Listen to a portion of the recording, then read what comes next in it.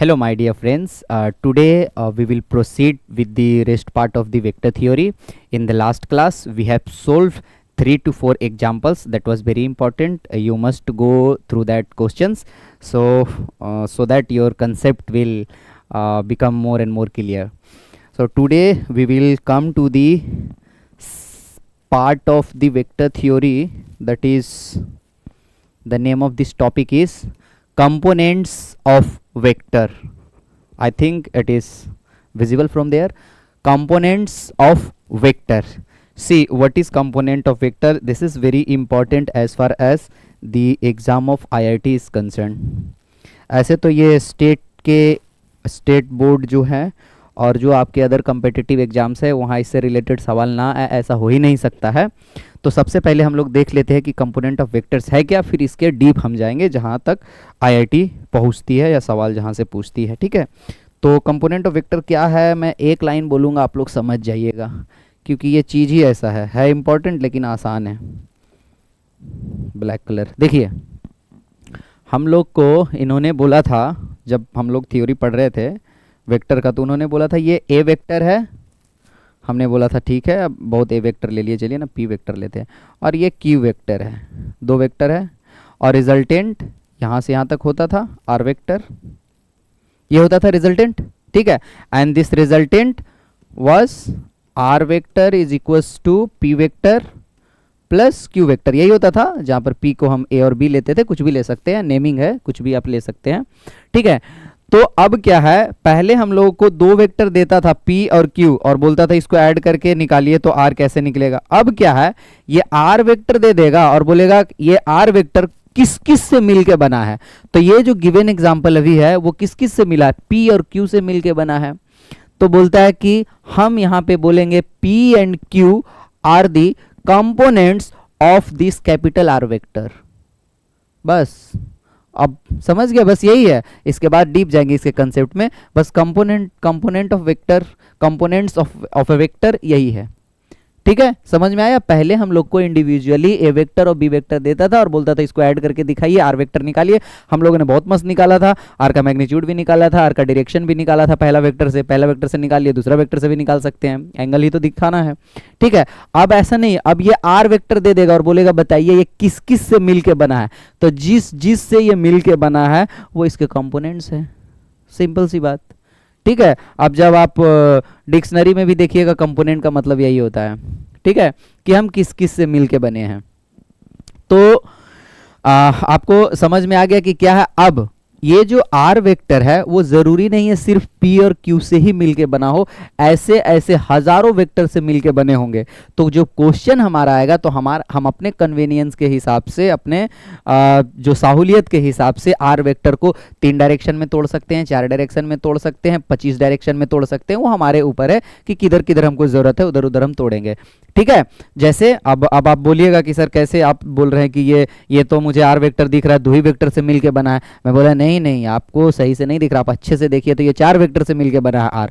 तो बोलेंगे कैसे, और वो चारों कंपोनेंट है आर वेक्टर का. सबसे बड़ी बात, जिस 2 से मिलके बना हो इसका कंपोनेंट होगा, 4 से मिलके बनेगा चारों इसका कंपोनेंट होगा. कैसे, मैं बोला देखिए सेम वेक्टर एकदम बिल्कुल इसी वेक्टर को मैं 4 में तोड़ दूंगा, P vector plus Q vector, और मेरा मन किया एक प्लस ए वेक्टर लेने का और उसी में माइनस ए वेक्टर करने का, मतलब प्लस माइनस ए वेक्टर, प्लस माइनस ए वेक्टर. ए माइनस ए तो कुछ होता नहीं, पढ़े थे ना हम लोग, माइनस कुछ होता नहीं वेक्टर में. तो ये देखिए 4 कंपोनेंट है आर के.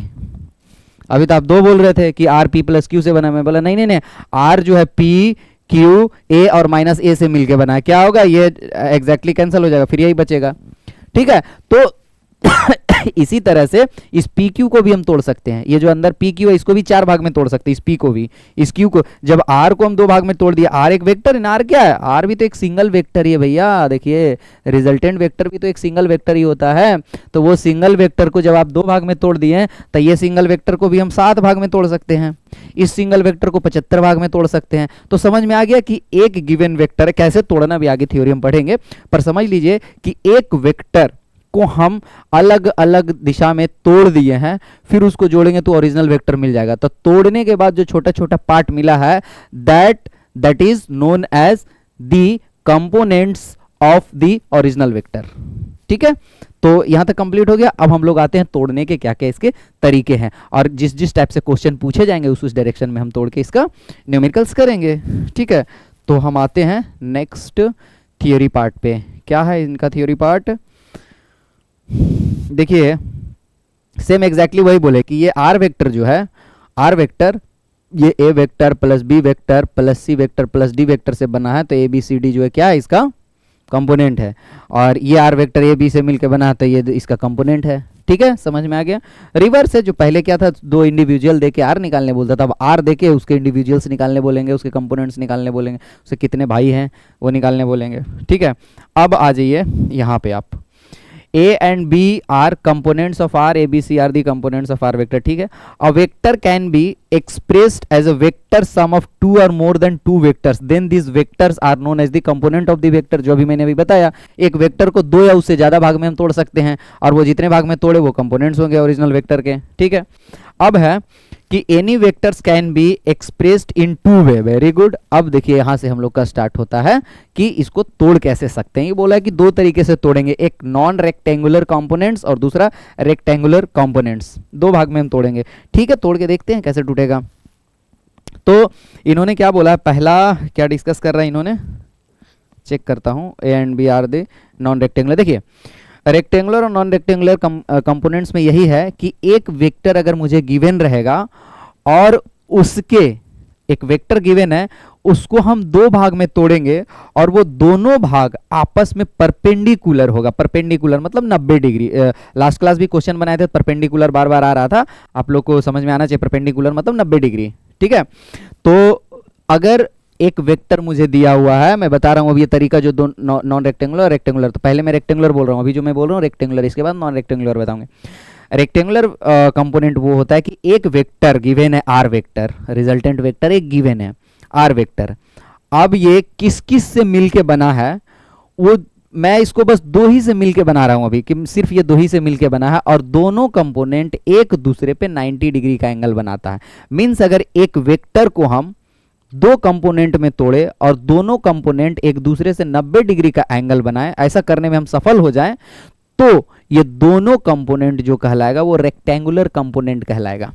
ठीक है, अगर सपोज ये मेरा आर वेक्टर, जैसे आप एग्जांपल से समझिए, आर वेक्टर, सपोज ये मेरा एक वेक्टर है, ये वेक्टर है।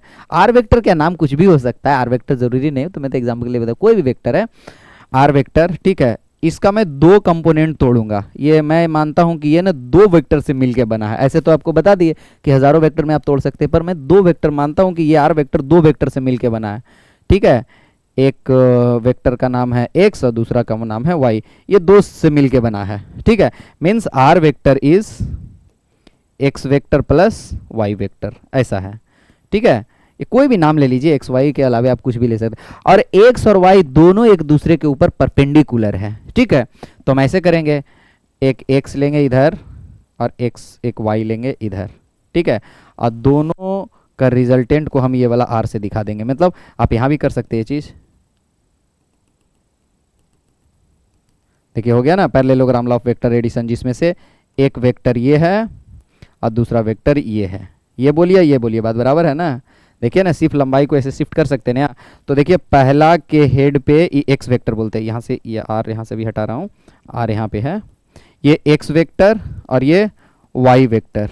ठीक है, वाई वेक्टर। तो क्या हो गया, पहला के हेड पे दूसरा का टेल, रिजल्टेंट पहला के टेल से दूसरा के हेड तक। तो देखिए ये दोनों आपस में कितना डिग्री पर है, 90 डिग्री पर। देखिए यही तो वाई, जो ये वाई, यही तो ये वाई है, वाई वेक्टर। तो क्या हो गया, X vector Y vector perpendicular है। तो जब इस टाइप से हम तोड़ने में सफल हो जाए तो वो कहलाएगा रेक्टेंगुलर कंपोनेंट।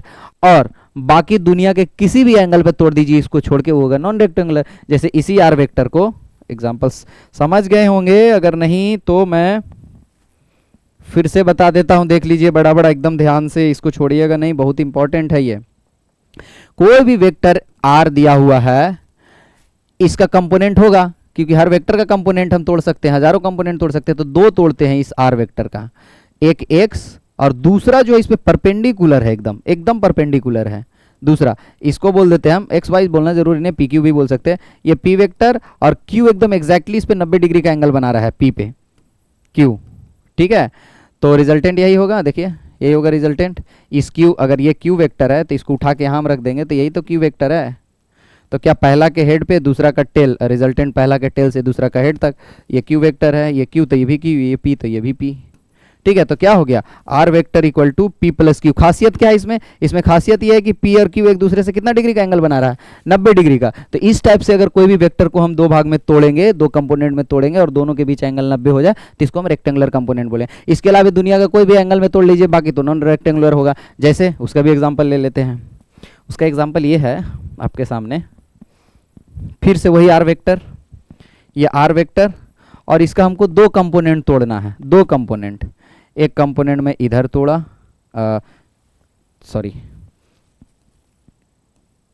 ये वेक्टर है आर वेक्टर जो भी था, इसका मैं कंपोनेंट ऐसा तोड़ रहा हूँ, ऐसा एक वेक्टर ऐसा है, ठीक है, और दूसरा वेक्टर ऐसा है, ऐसा दूसरा कंपोनेंट ऐसा है। ये दोनों कंपोनेंट मिलके ये वेक्टर को बना रहा है। ठीक है, तो कैसे आप जोड़ेंगे, पैरेललोग्राम से लॉ जोड़िए या कैसे भी जोड़िए, रिजल्टेंट वेक्टर इसके बराबर आना चाहिए। ये रिजल्टेंट वेक्टर है, ये पी वेक्टर है और ये क्यू वेक्टर है। आर यहाँ से हटाते हैं, ठीक है, ये आर वेक्टर है, ये क्यू वेक्टर है। तो अब क्या होगा, पैरेललोग्राम लॉ से जोड़िए। देखिए ये दोनों को, पहला के हेड पे दूसरा का टेल, मतलब पहला ये है मेरा और दूसरा ऐसे जा रहा है, और यही आर होगा, ये वाला आर होगा। ठीक है, ये हो गया पी और वो क्यू को उठा के यहाँ मैंने रख दिया। ठीक है, तो हो गया P plus Q equal to R. इसमें खासियत क्या है, इसमें भी पी, इसमें भी जो है R vector will be equal to P plus Q. ठीक है, बस इसमें वो खासियत नहीं होगा कि पी और क्यू के बीच में जरूरी नहीं है कि 90 डिग्री एंगल हो, जरूरी नहीं है, कुछ भी एंगल हो सकता है, 30 degree, 35 degree, 45 degree, 44 degree, 46 degree, 180 degree. ठीक है, तो बस यही है, एक रेक्टेंगुलर कंपोनेंट, दूसरा नॉन रेक्टेंगुलर कंपोनेंट। अब इसका क्या यूज है नहीं है आगे हम लोग देखेंगे। ठीक है, तो अब नेक्स्ट हम लोग आगे बढ़ते हैं। देखिए रेक्टेंगुलर नॉन रेक्टेंगुलर हो गया है, वही इन्होंने बताया है कि रेक्टेंगुलर ऐसा तोड़ेंगे कि आर जो दो भाग में टूटेगा ए और बी में, वो दोनों के बीच में एंगल जो है वो 90 डिग्री का होगा। देखिए ये ए और बी के बीच 90 डिग्री का एंगल होगा, तो ये हो गया rectangular. If the component vectors are perpendicular to each other, the angle between then component is 90 degree and known as the rectangular। एकदम सेम वही जो मैंने बोला। अब आ जाइए नेक्स्ट, नेक्स्ट है resolution of vectors. Next topic, resolution of vectors into rectangular components in 2 dimensions. बोला देखिए अभी आप पढ़े थे ना कि रेक्टेंगुलर कंपोनेंट को दो 90 डिग्री पे तोड़ सकते हैं, तो इन्होंने सेटिंग लगा दिया। सेटिंग बोला कि अच्छा अपना जो एक्स एक्सिस और वाई एक्सिस तो 90 डिग्री पे ही होता है ना, तो बोला हाँ, तो बोले कि काम कीजिए ना, कोई भी हमको एक वेक्टर दिया हुआ है उसको एक एक्स एक्सिस में तोड़ेंगे और एक वाई एक्सिस में तोड़ेंगे, और एक्स एक्सिस वाई एक्सिस एक दूसरे पर कितना डिग्री पर होता है, 90 डिग्री पे। तो हम ये बोलेंगे कि ये वेक्टर जो है, इस वेक्टर का हम रेक्टेंगुलर कंपोनेंट तोड़ दिए, मतलब एक्स डायरेक्शन में और वाई डायरेक्शन में दोनों मिला के दोनों को हम रेक्टेंगुलर कंपोनेंट बोलेंगे आपस में। मतलब बेसिकली ये दिमाग लगाया, इन्होंने ये बोला कि आप एक आर वेक्टर है, आर वेक्टर, देखिए इन्होंने क्या बोला, सिंपली इन्होंने बोला कि आपके पास एक आर वेक्टर है ये वाला, इसको आप एक कंपोनेंट इधर तोड़े हैं और दूसरा उस पर एकदम 90 डिग्री पर तोड़े हैं, आपने तोड़ा है। एक आर वेक्टर है, एक आर वेक्टर है, उसको आपने 90 डिग्री पर दो वेक्टर को तोड़ा है, ये दोनों 90 पर होना चाहिए, ये दोनों रिजल्टेंट, ये रिजल्टेंट है, इससे नहीं, ये पी वेक्टर और क्यू वेक्टर में होना चाहिए 90 डिग्री, ऐसा है। ठीक है, तो आपने ऐसा तोड़ा ना, तो बोला कि आप ये जो इधर पी लिए और इधर क्यू लिए, ऐसा क्यों ले रहा है, ये दोनों के बीच एंगल 90 डिग्री करना ना आपको। हाँ, बोला कि आप इस पे आइए ना, ओरिजिनल वाला जो हमारा कोऑर्डिनेट होता है एक्स वाई जेड, उस पे आइए ना, उसमें भी तो 90 डिग्री बनता है। और एक बात सही है कि वेक्टर को हम बिना मैग्नीट्यूड और डायरेक्शन को चेंज किए हुए शिफ्ट तो कर ही सकते हैं एक जगह से दूसरे जगह, मतलब ये एक्सिस को ही पूरा शिफ्ट कर दिया एक्स वाई को। ठीक है, तो बोला कि आप जो ऐसे 90 डिग्री लेना, आप इस पे लिखिए ना, अच्छा भी लगेगा देखने में। चलो ठीक है, कोई बात नहीं, क्योंकि आगे क्वेश्चन तो हमें एक्स वाई जेड इसी में सोल्व करना है ना, रेफरेंस तो इसी को लेंगे। तो बोला ये रेक्टेंगुलर कंपोनेंट किस पे तोड़िए, ज़्यादा अच्छा लगेगा देखने में, जो हमारा कन्वेंशनल एक्स वाई जेड है। ठीक है, आइए तो हम अब आते हैं इस पे। इन्होंने बहुत अच्छा बोला है। आप लोग को यूनिट वेक्टर के बारे में बताया गया है या नहीं बताया गया? हाँ बताया गया यूनिट वेक्टर के बारे में। यूनिट वेक्टर क्या करता है, आपका सिर्फ दिशा को लेके आता है, मैग्नीट्यूड 1, बस दिशा को दर्शाने के लिए कैप यूज होता है। तो अब देखिए यहाँ आइए, यह क्या है, एक अल्फा वेक्टर है, ये एक्स एक्सिस है, ये वाई एक्सिस है, ठीक है। अब यहां से समझते जाइए, बहुत आसान है। ये आपका एक्स एक्सिस और वाई एक्सिस है, और एक ए नाम का एक वेक्टर है, स्मॉल ए नाम का एक वेक्टर है, ठीक है। ये वाला स्मॉल ए वेक्टर इसका नाम है, स्मॉल ए वेक्टर, ठीक है। बोलता है इसका दो कंपोनेंट आप तोड़िए ना और दोनों 90 डिग्री पर दिखना चाहिए। तो दिख रहा है, एक ये वाला एक्स एक्सिस के डायरेक्शन में और दूसरा वाई एक्सिस के डायरेक्शन में, और एक्स एक्सिस वाई एक्सिस के बीच 90 डिग्री एंगल होता है।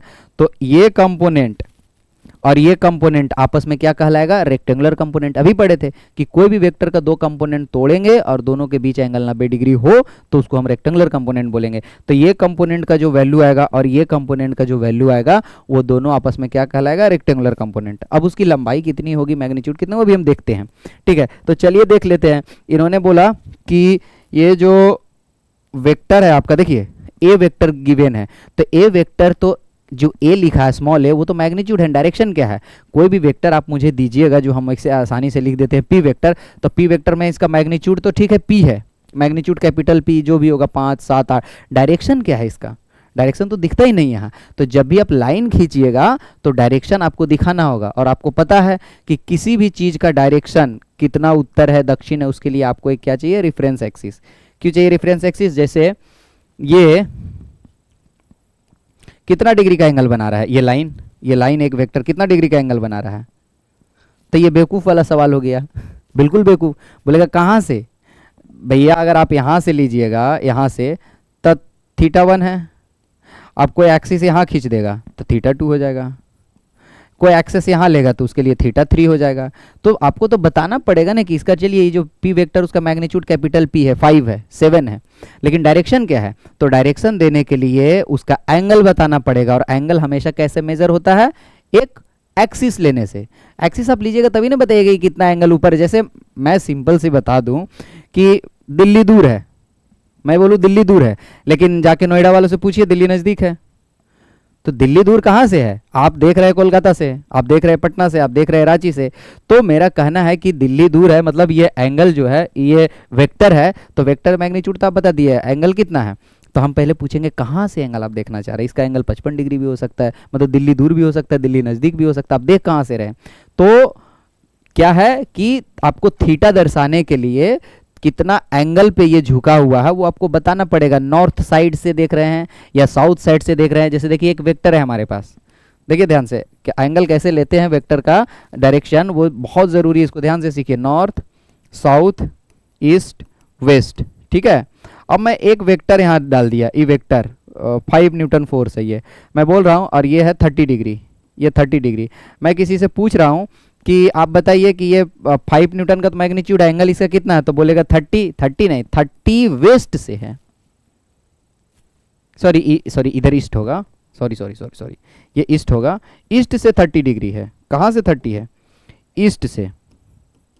ये वेस्ट होगा, ईस्ट से 30 है। कोई बोलता है कि अच्छा ये वेक्टर का मैग्नीट्यूड 5 है, एंगल 30 है, जहां वो एंगल 30 बोलता है वो मूर्ख वाली बात कर रही है, उसको बताना पड़ेगा ईस्ट से 30 डिग्री। मैं बोला अच्छा आपको 30 डिग्री दे रहा है, थोड़ा साउथ से देखिए, तो साउथ से कितना डिग्री दिख रहा है? ये 90 और ये 30, 120। मैं तो बोलूँगा ना 120 डिग्री है। मैं बोलूँगा ना दिल्ली भाई दूर है, बोला ना दिल्ली नज़दीक है। तो दिक्कत है कि आप नोएडा से देख रहे हैं कि कोलकाता से देख रहे हैं, उस पर डिपेंड करता है कि किसी भी वेक्टर का ओरिएंटेशन क्या है। इसके लिए इससे पहले आपको बताना पड़ेगा कि आप देख कहाँ से रहे हैं। अब ये आ जाएगा भाई साहब ये वेस्ट, तो बोला क्या बात कर रहे हैं आप 30 डिग्री, झूठ मत बोलिए। हमारे तरफ से तो इधर से अगर जाएंगे तो 180 + 30 होगा, और इधर से जाएंगे तो 180 - 30 होगा। तो रिफरेंस से हमारा एंगल चेंज होता है। तो इसी तरह से अब यहाँ आ जाइए क्वेश्चन पे, समझ में आ गया कि रेफरेंस कैसे लिया जाता है। कोई भी एंगल बताने के लिए आपको बताना पड़ेगा आप देख कहाँ से रहे हैं, ठीक है। दिल्ली दूर है पर नोएडा वालों के लिए नहीं। तो यहाँ से आइए, यहाँ से आप देखिए कि ये हाँ इन्होंने बोला कि मैंने आपको ए वेक्टर दे दिया है। ग्राफिकली जब भी देखेंगे तो मैग्नीट्यूड के साथ डायरेक्शन देखना होगा। मैंने ए वेक्टर दे दिया, इसको ए वेक्टर दर्शाया, तो ए वेक्टर तो ये लंबाई दे दिया ना भैया, मैग्नीट्यूड दिख गया। एंगल कितना है? तो एंगल बोला अल्फा। तो फिर हम पूछे कहाँ से, तो बोला ये पॉजिटिव एक्स एक्सिस से। जैसे वो एंगल अल्फा बोलेगा हम उससे पूछ लेंगे भैया कहाँ से, नहीं तो इसका आंसर कुछ और मेरा कुछ और आएगा। ये जहाँ से माना है फिर सारा कैलकुलेशन वहीं से चलेगा, ठीक राइट। तो अब क्या होगा कि आपका इसका ये वेक्टर आपका ए गिवन है, मैग्नीट्यूड भी है, और अल्फा आपका अल्फा एंगल बना रहा है पॉजिटिव एक्स एक्सिस से, पॉजिटिव एक्स एक्सिस से अल्फा डिग्री का एंगल से ऊपर जा रहा चाहिए। यहाँ तक तो ठीक है। अब ये बोला कि दोनों कंपोनेंट का वैल्यू भी निकालिए। दो कंपोनेंट तो आप निकाल दिए, एक इधर, लेकिन उसका कुछ वैल्यू भी तो होगा। तो बिल्कुल होगा। तो देखिए मैं आपको एक चीज बताता हूं, देखिए एक चीज मैं आपको बताता हूं कि ये निकालना कैसे, ये तो बहुत बड़ी बात नहीं है। ये जो लंबाई है, ये लंबाई है, मीन्स वाई कंपोनेंट ये होगा, एक्स कंपोनेंट ये होगा। दो कंपोनेंट निकालना है ना हमको, रेक्टेंगुलर कंपोनेंट, एक इधर एक इधर। तो अगर एक्स के डायरेक्शन में जो कंपोनेंट निकालना है वो कैसे निकालना है, किसी से पूछने की जरूरत है क्या? आप लोग खुद एक्सपर्ट हैं भैया, आप लोग को किसी से पूछने की जरूरत नहीं। देखिए कैसे निकलेगा। ये हमारा एक्स एक्सिस, ये मेरा वाई एक्सिस, ये ए वेक्टर गिवन है, ए वेक्टर का एंगल भी पॉजिटिव एक्स एक्सिस से दिया हुआ है। ठीक है, हमको ये कंपोनेंट निकालना है और ये कंपोनेंट, मतलब बेसिकली ये कंपोनेंट और ये कंपोनेंट, ठीक है ना। ये लंबाई निकालना है और ये लंबाई निकालना है। ठीक है, अब क्या है वो भी बताते हैं, अभी ध्यान से देखिए, बस अभी ध्यान से देखिए, आपको बहुत चीज़ अभी इसमें सीखना है कंपोनेंट में। तो इसका कंपोनेंट इस पे कितना होगा? तो हम बोले कि भैया ये तो आप ही ने बोला ना कि ए है लंबाई इसका। तो बोले हाँ, इसका लंबाई ए है। तो जब इसका लंबाई ए है तो हम लोग कौन सा फॉर्मूला लगा? ये एक पाइथागोरस वाला ट्रायंगल नहीं दिख रहा क्या? दिख तो रहा है। तो इसका लंबाई पता, ये एंगल पता, तो ये नहीं निकल जाएगा? बिल्कुल निकल जाएगा। कॉस थीटा लगा दीजिए, cos alpha equals to base, ये बेस को एक्स मान लीजिए, हमको पता नहीं है, कोई मान लीजिए पी, मान लीजिए पी, यही पी का वैल्यू हमको निकालना है। P is the X component of A. तो पी हमको निकालना है, तो कैसे निकलेगा?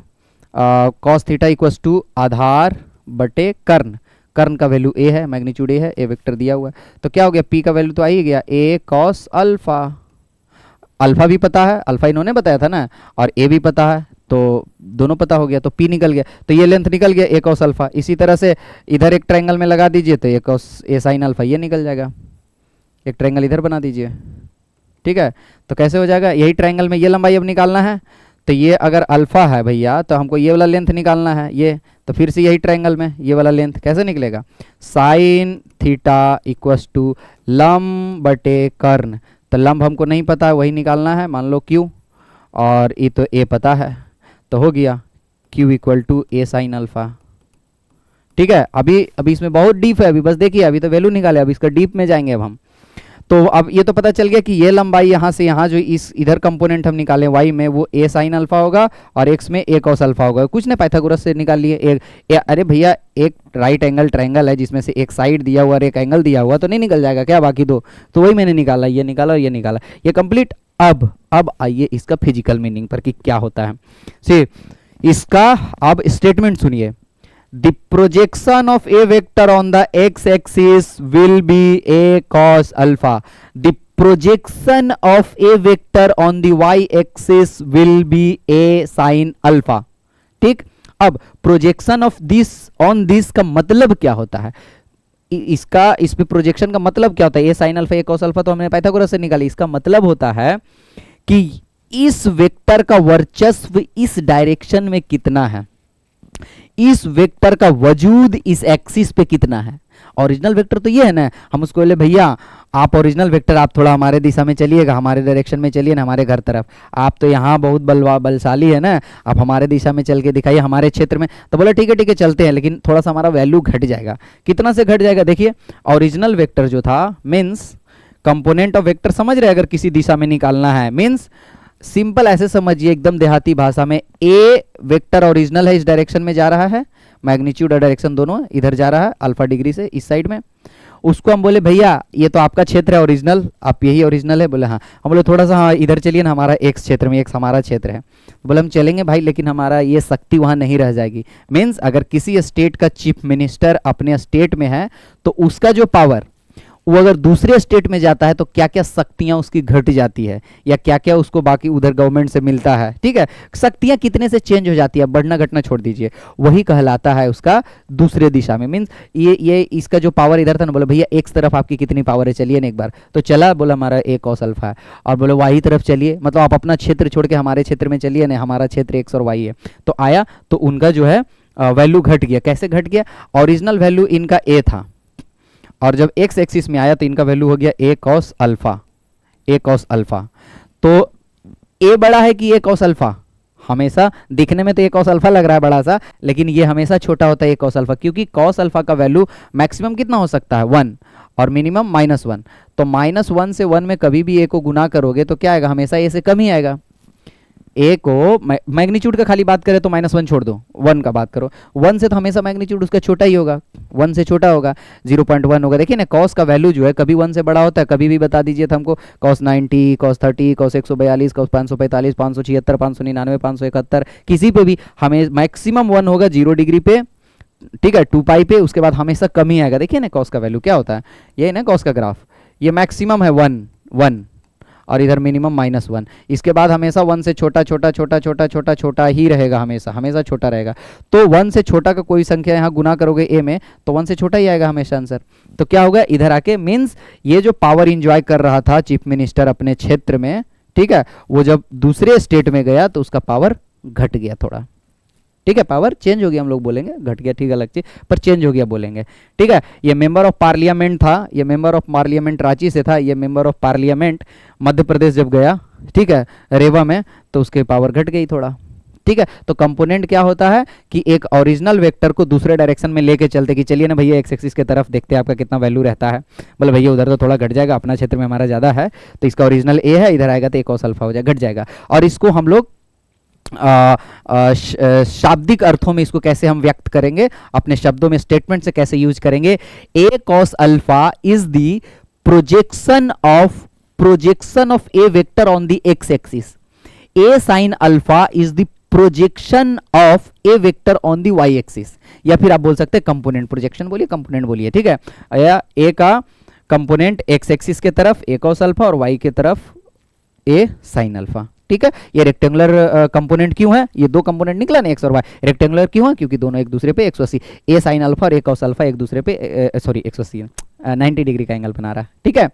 तो आपका ये चीज क्लियर हो गया होगा। अब हम आगे आते हैं, नेक्स्ट आपका क्या है,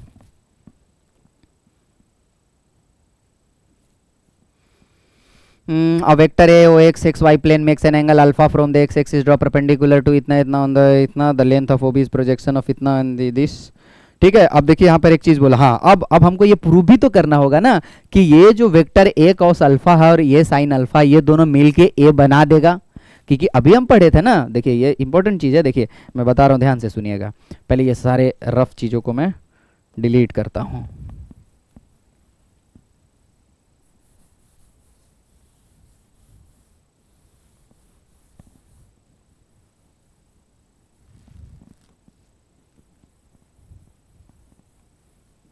देखिए अब हमको यही प्रूफ करना है जो एकदम पहला लाइन पढ़े थे, पहला लाइन क्या पढ़े थे कि R vector is the sum of P and Q.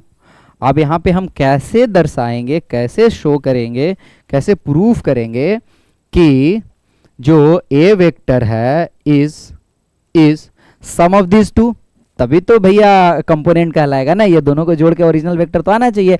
R vector is equal to P vector plus Q vector, it means P and Q को जोड़ने पे आर वेक्टर मिलना भी तो चाहिए, नहीं मिलेगा तो फिर component P Q, R vector का कंपोनेंट पी क्यू होगा ही नहीं। तो अब ये प्रूफ करे कि अब देखिए ये ओ ए वेक्टर है, देखिए यहाँ नाम लिखा है, हमने लिखा नहीं था, O A vector is nothing but A vector, ठीक है। और ओ बी वेक्टर था, ठीक है, जिसका मैग्नीट्यूड, अभी सिर्फ मैग्नीट्यूड लिखते हैं, डायरेक्शन छोड़िए, मैग्नीट्यूड ए था। ओ बी वेक्टर का मैग्नीट्यूड कितना भी हम लोग निकाले थे, ए कॉस अल्फा पाइथागोरस से निकाले थे। और ओ सी वेक्टर का मैग्नीट्यूड क्या निकाले थे हम लोग, ए साइन अल्फा पाइथागोरस थ्योरम से निकाले थे ना। ये तीनों क्लियर है आपको। अब हमको ये प्रूफ करना है कि O A vector must be equal to the sum of O B plus O C, तभी तो ये दोनों कंपोनेंट इसका कहलाएगा भाई, ये तो थ्योरी ही है। तो A vector means O A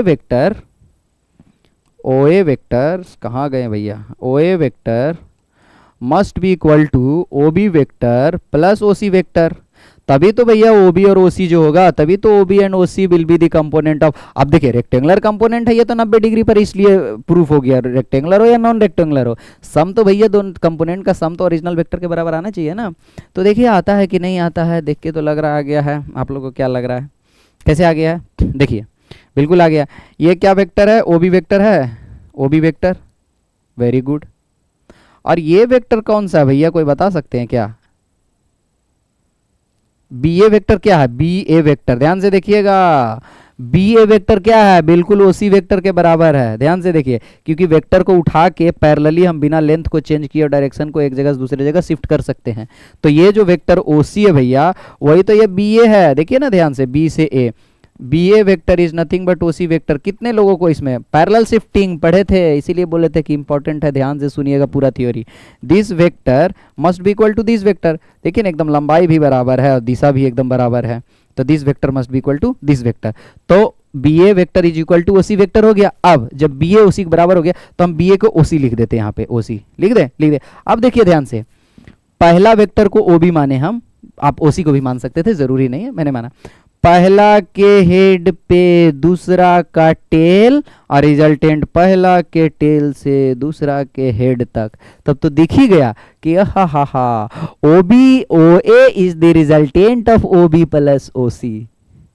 O A is the resultant, क्योंकि पहला के हेड पे दूसरा का टेल और रिजल्टेंट पहला के टेल से दूसरा का हेड, यही तो है resultant vector, that is A vector is equal to sum of this plus this. तो आ तो गया, तो दोनों कंपोनेंट, ये कंपोनेंट जोड़ के ये आ गया आंसर, तो सही है ये।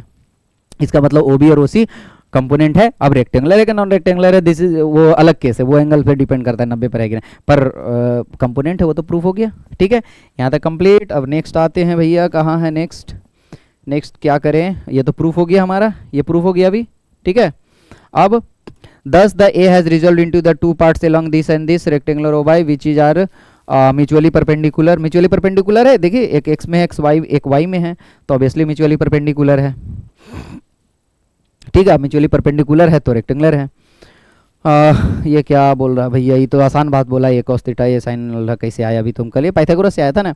If I and J denotes unit vector along OX and OY respectively, then OB will be this and OC will be this. So according to rule of vector addition, this will become this one and this one and this। ओहो very nice, बहुत बढ़िया, ये important है भैया, क्योंकि अभी जो हम लोग रेक्टेंगुलर पढ़ रहे थे, तो हम लोगों ने क्या पढ़ा कि दोनों के बीच में एंगल कितना होना चाहिए, 90 डिग्री होना चाहिए। तो 90 तो था, तो ये 90 को हम एक्स एक्सिस पर वाई एक्सिस पर लाके क्या फायदा मिला, 90 तो पहले भी दिख रहा था, ये पाइथागोरस उधर भी लगा सकते थे।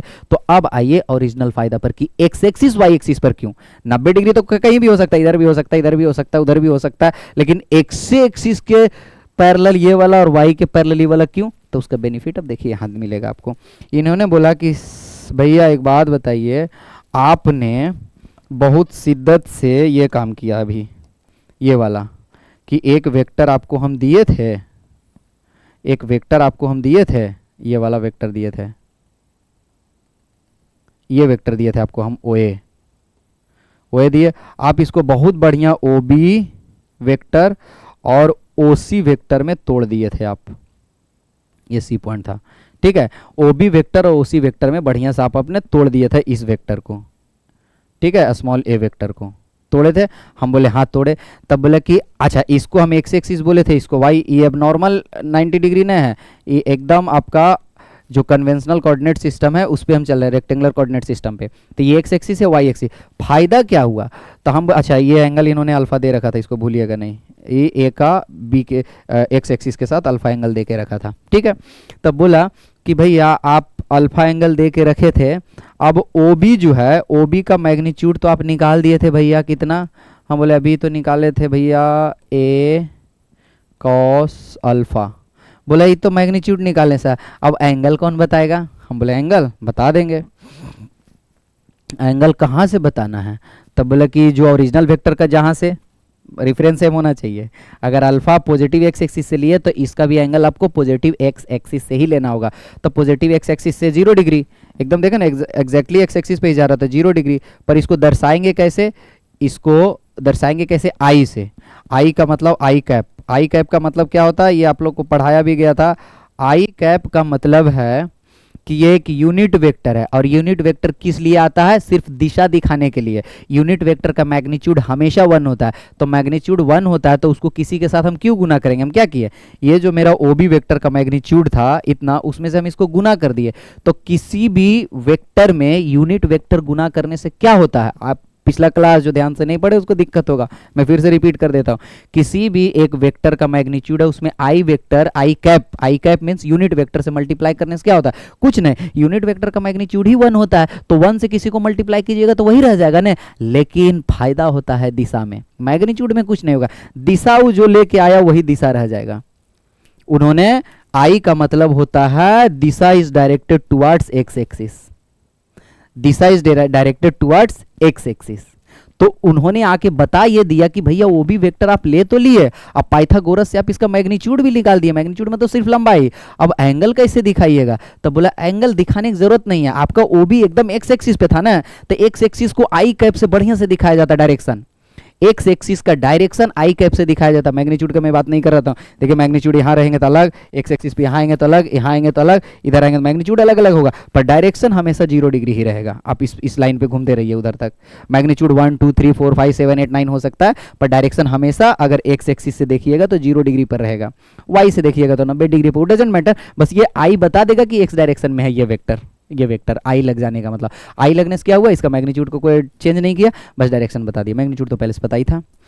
इसी तरह से बोला भैया आपने तो पाइथागोरस से ओसी का वैल्यू निकाल दिया था ए साइन अल्फा, लेकिन भैया इसका मैग्नीट्यूड, हम बोले देखो ना एकदम वाई के तरफ नहीं जा रहा है, तो बोला तो वाई के तरफ जे कैप जो होता है is a unit vector in the direction on the X axis, ठीक है, यूनिट वेक्टर है एक्स वाई एक्सिस के तरफ, सॉरी एक्स एक्सिस नहीं वाई एक्सिस के तरफ। तो ये आने से क्या हुआ, ये जे वेक्टर जो है इसका मैग्नीट्यूड कितना 1, तो इसमें मल्टीप्लाई होने से क्या हुआ, मल्टीप्लाई होने से बस इसका जो है डायरेक्ट मैग्नीट्यूड को सेम रहने दिया, डायरेक्शन बता दिया कि भैया ये जो ओसी वेक्टर आप लेके आए थे ना, तो वो वेक्टर है ना, बार बार आप चिल्ला चिल्ला के बोल रहे हैं ओसी वेक्टर, तो ये तो मैग्नीट्यूड है भैया, डायरेक्शन किधर है, बोला डायरेक्शन वाई के तरफ है, तो बोला आपको कैसे दिखाते हैं, बोलता वाई के तरफ दिखाने के लिए मेरे पास स्पेशल चीज है जे कैप लग जाए तो समझ लीजिए वेक्टर सीधा वाई एक्सिस की तरफ डायरेक्ट कर रहा है, और आई कप लग दे तो एक्स एक्सिस की तरफ डायरेक्ट कर रहा है, मैग्नीट्यूड को छेड़छाड़ करता नहीं क्योंकि ये यूनिट वेक्टर है, सिर्फ डायरेक्शन को लेके आता है, ठीक है। तो अब देखिए बेनिफिट देखिए, बेनिफिट ध्यान से, अब दो वेक्टर, अब A vector will be equal to this OB plus OC, OC plus OB, जो भी पहले बाद में, मतलब ओसी प्लस ओबी लिखे या ओबी प्लस ओसी लिखे, क्यों कि vector addition follow the commutative law, इसको इसमें जोड़िए, इसमें कोई बात नहीं, ये सब जो पढ़े थे वही यूज है, तो ऐसे लिख दिए तो कोई दिक्कत नहीं है, पहले ओबी लिखिए ओसी लिखिए, उससे कोई दिक्कत नहीं है। तो क्या हो गया, ओसी कितना हो गया, ए साइन अल्फा इंटू जे प्लस ए कॉस अल्फा इंटू आई, ये हो गया एकदम रेक्टेंगुलर रिप्रेजेंटेशन, किसी भी वेक्टर का रेक्टेंगुलर रिप्रेजेंटेशन ऐसे ही करेंगे, समझ में आया। देखिए एग्जांपल के साथ आ जाइए, एक एग्जांपल बता देता हूं, एक 5 न्यूटन का, भैया तुम काहे परेशान करते हो, एक 5 न्यूटन का फोर्स है जो इधर लग रहा है 5 न्यूटन, इधर है 4 न्यूटन, इधर है 3 newton, this 5 newton is equal to 4i plus, resultant बोल दो ना आर वेक्टर, 5 न्यूटन हटा दीजिए, resultant vector R vector is equal to 4i plus 3j, this is the rectangular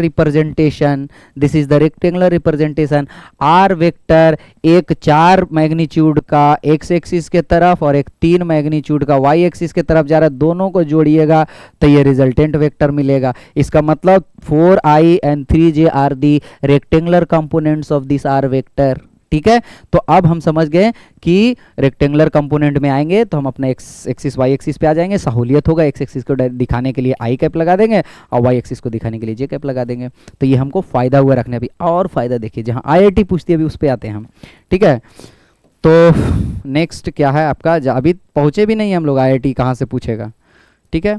तो यहाँ के बाद से देखिए थोड़ा वीडियो लंबा हो रहा है, इसके बाद मैं तुरंत नेक्स्ट वीडियो पर आता हूँ इसको लेके, ठीक है। तब तक के लिए बाय बाय, थैंक यू, बहुत कंसेप्चुअल था, इसको आप ध्यान से देखिएगा सारे वीडियो को, ठीक है, बाय बाय।